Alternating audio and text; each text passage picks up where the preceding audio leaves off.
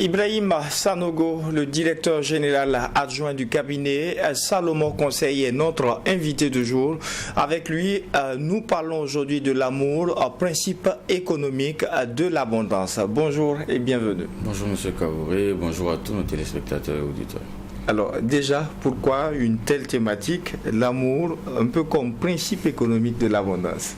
D'accord. Alors, il faut dire que la thématique m'a été inspirée d'une méditation que j'avais ce week-end par rapport à, je commence à apprendre à lire un livre et dans ce livre, il y avait une recommandation que je méditais qui disait qu'il faut aimer Dieu de toutes ses forces, de toutes ses pensées, et puis il faut aimer son prochain. Et puis je me posais la question, pourquoi est-ce que l'amour de Dieu et l'amour du prochain, comme recommandation fondamentale, au regard de tout ce qu'on a dans la vie, au regard de tout ce qu'on cherche, au regard de toutes les questions de l'humain, et je finis par la conclusion que l'amour est un principe économique de l'abondance, pour ma part en tout cas. Et je crois que plus nous pouvons comprendre ce principe-là, mieux nous pouvons aborder les éléments de notre vie. Comme on le dit, notre credo c'est le succès. Notre leitmotiv en tout cas, c'est vraiment notre vision, c'est de banaliser le succès. Et tout ce qui touche au succès nous intéresse et fait l'objet de nos méditations. Donc voilà pourquoi ce sujet. Et j'espère que tout le long de l'émission, on pourra un peu revenir sur certains éléments qui, pour ma part, doivent permettre de comprendre que en réalité, la vie, c'est l'amour.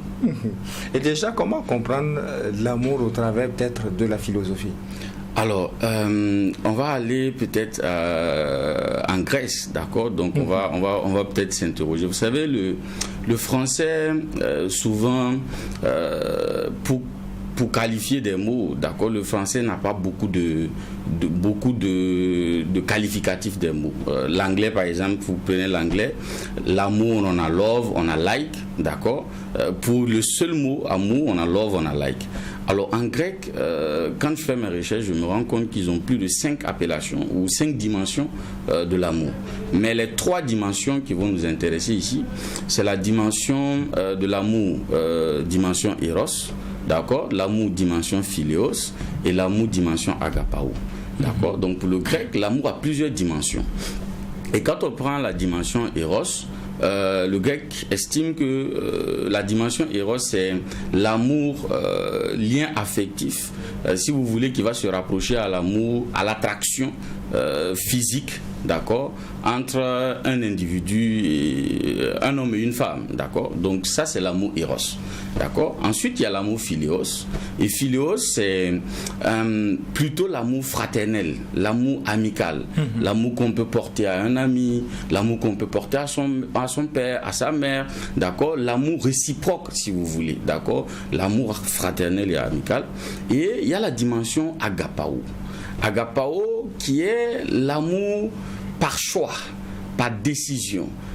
D'aucuns diront amour inconditionnel. Mais quand on va plus loin, on va aller se rendre compte que c'est l'amour par choix, l'amour par décision. D'accord? Et donc,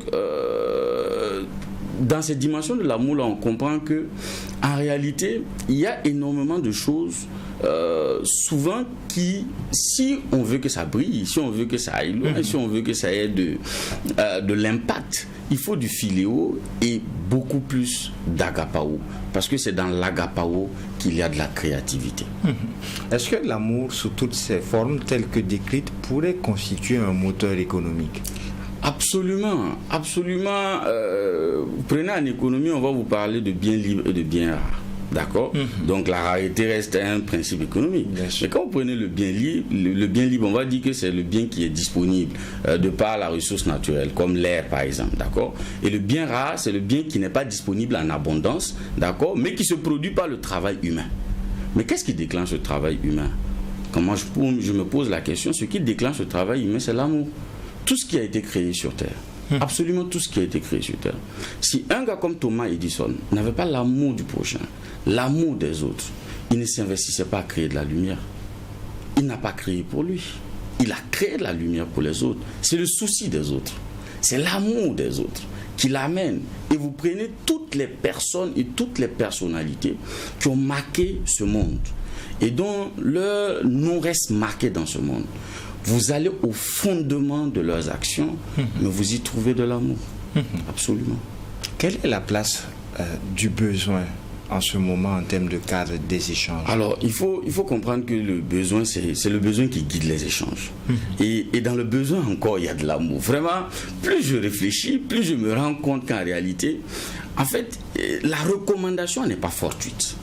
Quand vous prenez le besoin, quand vous prenez une entreprise qui se crée, une entreprise se crée pour répondre à un besoin, pour satisfaire un besoin. Mais dans ce processus d'identification de besoins et de recherche de solutions à ce besoin, il y a le souci de l'autre. Il y a de l'amour. Sans amour, vous ne pouvez pas identifier le besoin des autres. Sans amour, vous ne pouvez pas identifier ce qui peut aider les autres à vivre mieux.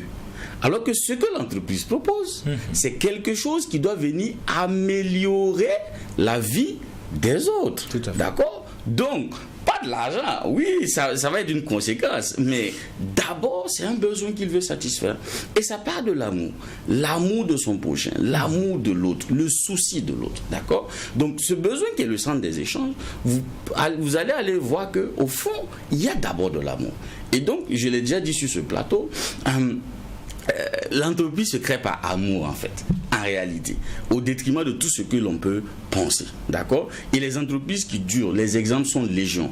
Un gars que j'aime bien aujourd'hui, je me permets de le citer, Stanislas Zézé, que j'étudie, que je lis, et je me rends compte pourquoi il crée Bloomfield. Je l'ai déjà dit sur ce plateau, il le crée parce que en travaillant à la Banque mondiale, il voit des gens venir, il voit que le système de notation, ça n'existe pas en Afrique, et ça pèse dans la balance pour les Africains.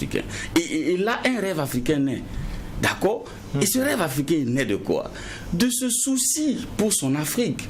De ce souci de voir son Afrique rayonner. Pas lui, amour. D'accord? Donc, déjà, vous comprenez, de par ce principe d'échange de besoins, parce que c'est ça qui guide en réalité. C'est lui qui guide, c'est le besoin qui guide les échanges. Donc, au niveau des entreprises, ça c'est un premier élément. Deuxième élément, au niveau des individus, donc dans le recrutement. Prenez dans le recrutement. Alors, dans le recrutement, une entreprise recrute parce qu'il a un besoin. Il a un besoin à combler. Et on vous recrute pour venir satisfaire ce besoin. Tout comme l'entreprise qui s'est créée pour satisfaire un besoin. Et vous ne pourrez pas satisfaire ce besoin si vous ne vous souciez pas de l'entreprise. Si vous n'aimez pas l'entreprise, vous ne pouvez pas. Parce que vous ne pouvez pas, si vous n'aimez pas l'entreprise, vous ne pouvez pas allier le cœur et l'intellect. Alors que ce qui peut créer de l'impact, c'est quand le cœur et l'intellect sont alignés. Quand le cœur et l'intellect ne sont pas alignés, vous êtes mécanique. Et vous n'apportez pas de la valeur ajoutée. Et cela, on le perd de vue. On arrive à l'entreprise, on estime que non, c'est nous d'abord. Non. L'entreprise doit répondre à un besoin sur son marché. Vous répondez à un besoin pour l'entreprise qui va répondre ensuite et qui va corroborer à répondre aux besoins que l'entreprise a décidé de solutionner sur son marché. D'accord? Donc tout est amour et tout part de l'amour. À vous écouter, on aurait cette impression que l'amour pourrait constituer une énergie créatrice. Absolument, absolument. Mais c'est beau ça. C'est vraiment une énergie. Parce que quand vous vous souciez, qu'est-ce qui va se passer? Quand vous vous souciez d'une entreprise, quand on revient dans le cadre du travail, que vous vous souciez de l'entreprise, vous pouvez créer, vous pouvez proposer. Parce que vous avez cette diligence-là, cette énergie d'amour-là, vous amène à voir ce qui marche, ce qui ne marche pas. Vous amène le simple fait de se soucier de son entreprise, le simple fait de penser à ce besoin que moi je dois combler et de se soucier de ce besoin va vous amener à si vous voulez, à trouver des solutions. Va vous amener à proposer des solutions pour satisfaire le besoin. D'accord? Et donc, guidé par l'amour, vous avez une grosse énergie qui va engendrer de la créativité. Mais pas que. Quand vous allez loin, vous allez vous rendre compte que, guidé par cet amour encore, ça va vous amener dans une attitude de serviabilité. D'accord? Et si vous n'aimez pas quelqu'un, vous ne pouvez pas le servir. Je vous promets, si vous ne l'aimez pas, vous ne pouvez pas le servir. Donc, pour servir le client, pour servir le manager, pour servir l'entreprise, il faut l'aimer. Parce que c'est dans cet amour-là que vous pouvez tirer, si vous voulez, les vertus comme la loyauté, la transparence, l'écoute, parce que vous avez le souci de l'autre. Et ça va vous rendre plus productif. Donc l'absence de loyauté, dans certains cas, pourrait se justifier justement par l'amour. Et vous avez parlé de transparence, on connaît les abus qu'il y a souvent dans l'administration. Est-ce que là, c'est la même chose? Absolument, je crois. Je pense en tout cas pour ma part que c'est ça. C'est le fait de ne pas se soucier de l'autre, d'être égoïste. D'accord? De ne penser qu'à soi. Je ne dirais même pas de s'aimer. Parce qu'on ne peut pas s'aimer et ne pas aimer les autres. Non, c'est d'être égoïste. De ne penser qu'à soi. Et là, en ce moment, vous tuez l'énergie créatrice. Parce que tout se ramène à vous. Non. Vous êtes là pour satisfaire à un besoin, je le rappelle. Et posez-vous toujours la question, est-ce que je réponds à ce besoin? Est-ce que je satisfais ce besoin? Est-ce que ma présence comble totalement ce besoin? Je vous assure que non. Et c'est ça encore qui est extrêmement beau, je pense, dans ce que je partage. Parce que ça vous donne la force de faire, d'agir tous les jours. Parce que vous ne le satisfaites pas, vous ne satisfaisez pas ce besoin pleinement. D'accord? Et encore plus vous recherchez cette satisfaction du besoin, plus vous allez rentrer dans la plénitude. Parce que vous allez vous sentir utile. Et c'est l'utilité qui convient à la plénitude. Mais est-ce que l'amour est une source inépuisable? Ouais, j'ai l'impression. Je pense, j'ai l'impression. Parce que je n'ai pas fini de l'étudier. Je l'étudie, je le médite. Et je crois que oui. Je crois que oui. Puisqu'il supporte tout, il pardonne tout, il accepte. Je crois que c'est vraiment une source inépuisable. Mais comment les relations humaines peuvent-elles être influencées justement par l'amour? Alors, il faut comprendre que, justement, je reviens encore à ma méditation. La recommandation, c'est aimer son prochain comme ça. C'est ça. D'accord? Donc, il faut d'abord pouvoir s'aimer soi-même. Si vous ne vous aimez pas, vous ne pouvez pas aimer votre prochain. D'accord? Et donc, il faille que je puisse apprendre à me connaître, à m'accepter, à me valoriser pour pouvoir valoriser l'autre. Et c'est ça qui crée la dynamique de relation. Si je ne sais pas me valoriser, je ne saurai jamais valoriser l'autre. Et comment j'arrive même à me connaître? J'arrive à me connaître au travers de l'autre. Soit à m'identifier, soit, si vous voulez, à me diverger. Parce que l'autre est peut-être celui que je ne suis pas. Et ça m'amène à mieux me connaître, à mieux me comprendre et à mieux m'accepter. Et en même temps, à accepter l'autre. D'accord? Donc déjà, aimer l'autre, c'est d'abord s'aimer soi-même. Se soucier de l'autre, c'est d'abord se soucier de soi, de s'aimer soi-même. D'accord? Ensuite, aimer l'autre va nous amener à comprendre qu'il y a de la beauté dans la différence, je vais dire dans la différence. D'accord? Parce que plus on réfléchit et on se laisse guider par cet amour-là, plus on peut accepter les différences des autres. Plus on peut même mieux, on peut aller loin. Plus on peut voir la beauté, la richesse dans la différence de l'autre. Quel que soit ce que vous pouvez dire de quelqu'un, je vous assure qu'il a une part, il a quelque chose, une part qui est bien et qui apporte du bien au monde.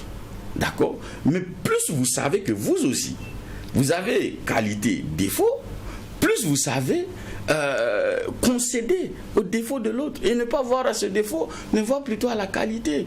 Et voilà que la relation devient brillante parce que vous comprenez le principe de complémentarité. Et c'est dans ce principe que naît les merveilles en entreprise. D'accord? En entreprise, et qui parle d'amour, parle de partage, de générosité. D'accord. Quelles sont les retombées en termes de prospérité collective pour le cas de l'entreprise lorsqu'on le fait ou lorsqu'on ne le fait pas? Alors, comment je vais vous dire ça? Il est dit quelque part que donnez, vous recevrez. D'accord? Donc si vous voulez recevoir, vous devez donner. Et je l'ai déjà dit plus haut, l'entreprise donne quelque chose sur ce marché et il reçoit en retour. Il satisfait un besoin, donc il donne et il reçoit en retour. Vous, en tant qu'agent, nous en tant qu'agent, on donne quelque chose à l'entreprise qui permet à l'entreprise de donner à son marché et on reçoit en retour. Donc cette générosité-là, justement, il est déjà dans ce souci, dans ce partage. Et oui, il y a des retombées. Il va y avoir forcément des retombées parce que plus vous donnez, plus vous en recevrez. Plus vous allez donner de l'honneur, plus vous recevrez de l'honneur. C'est une loi. Plus vous allez donner de l'amour, plus vous en recevrez. Plus vous allez donner de vous-même, plus vous en recevrez. D'accord? Et dans cette générosité va vous amener à toujours essayer de donner le meilleur de vous-même. Et comment vous pouvez donner le meilleur de vous-même et ne pas recevoir? C'est impossible. C'est totalement impossible. Donc, dans une entreprise, dans une famille, pour même l'entreprise, s'il n'y a pas cette générosité, il n'y a pas retour. J'ai envie de dire c'est un investissement. C'est pourquoi je le confonds à un principe économique de l'abondance, parce que c'est un investissement. Vous donnez pour recevoir. Et l'amour, cette générosité là engendre l'entraide, engendre la solidarité, et c'est tellement magique. C'est tellement magique. Dans certains cas en entreprise, l'amour est souvent la générosité à travers l'amour est souvent perçue comme de la naïveté. Non, certains en abusent. Non, il faut savoir distinguer. C'est comme si vous me dites que l'amour ne sanctionne pas. Il faut savoir distinguer. Non, est-ce que sanctionner, c'est pas de l'amour? Est-ce qu'un parent qui sanctionne son enfant le hait? Dans ce cas précis, oui. Absolument pas. Justement, parce que tu t'aimes, parce que tu sais que voilà ce qui est bien pour moi. On se sanctionne soi-même et on sanctionne l'autre à cause du bien qu'on veut de lui, parce qu'on sait que ce qu'il va faire ne va pas l'aider, ne va pas le permettre en tout cas de réussir, je dirais, ou d'arriver à faire des choses exceptionnelles dans la vie. On le recadre. Recadrer, c'est de l'amour. Si tu n'aimes pas quelqu'un, tu ne le recadres pas, tu le laisses foncer dans l'herbe en fait. Donc non, il faut savoir distinguer ça. Et donc justement, je ne dirais pas que l'amour a des limites, il a plusieurs dimensions. Et justement, c'est une dimension de l'amour. C'est vraiment une dimension de l'amour. Un parent qui laisse ses enfants faire tout ce qu'ils veulent, mais il conduit ses enfants dans la pousse, dans l'herbe, ça ne peut pas marcher. Et c'est pourquoi il va les recadrer, il va éduquer. Et c'est ça l'amour, d'accord? Donc l'amour, quand savoir dire non, c'est de l'amour. Parce que quand tu dis non, tu amènes l'autre à réaliser qu'il ne doit pas toujours. D'accord? Donc c'est vraiment de l'amour. Moi, je ne vois pas, pour ma part en tout cas, un défi à cela ou de la naïveté, non. Comment arriver à cultiver cet esprit en entreprise? Comme je le dis, il faut d'abord commencer par s'aimer soi-même. D'accord. Deuxièmement, s'aimer soi-même va nous amener à définir qui on est, à savoir qui on est, à reconnaître notre valeur. Et quand vous reconnaissez votre valeur, vous pouvez créer un alignement entre vos actions et la valeur que vous vous reconnaissez à vous. Et cela va engendrer de la performance. Vous savez, quand vous aimez et que vous connaissez votre valeur, vous ne pouvez pas vous permettre de retrouver votre nom, de retrouver votre image dans quelque chose qui ne vous honore pas. Et cela va engendrer de la performance. Et même mieux, cela va engendrer le fait de pouvoir aller au-delà de tout ce qui est imaginable, de toutes les limites, de tous les blocages. Et cela va vous amener aussi à vous soucier des autres, à accompagner les autres, à aider les autres à s'épanouir, à s'accomplir. Et il y a tout bénéfice pour vous, parce que quand vous donnez, vous recevrez. En 2 minutes, j'extrapole sur un autre aspect, parce que l'importance aussi de nos thématiques, c'est qu'elles s'adaptent à tous les niveaux. Est-ce l'absence peut-être de cet amour pour le pays, pour la patrie, qui amène souvent à l'incivisme et tout? Je vous promets que oui. Réfléchissons et nous allons nous rendre compte que oui.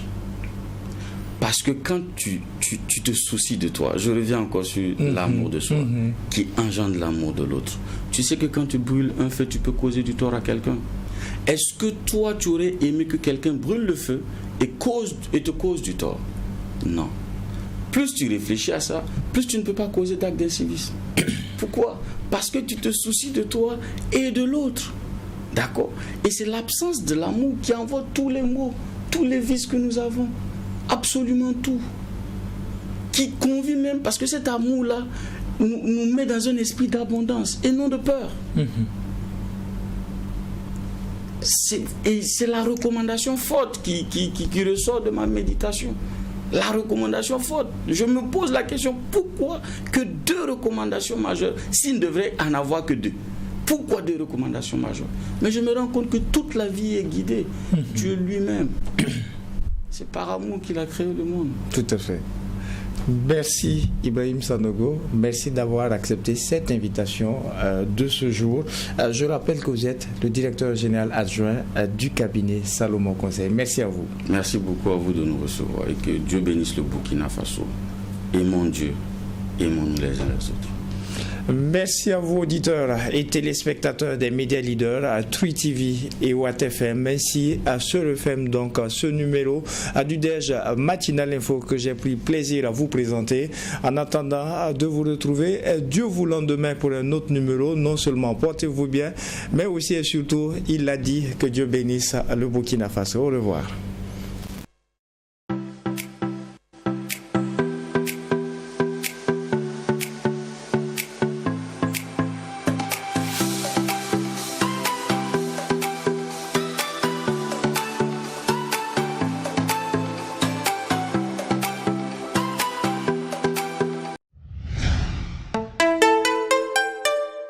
Twi TV, la télé interactive.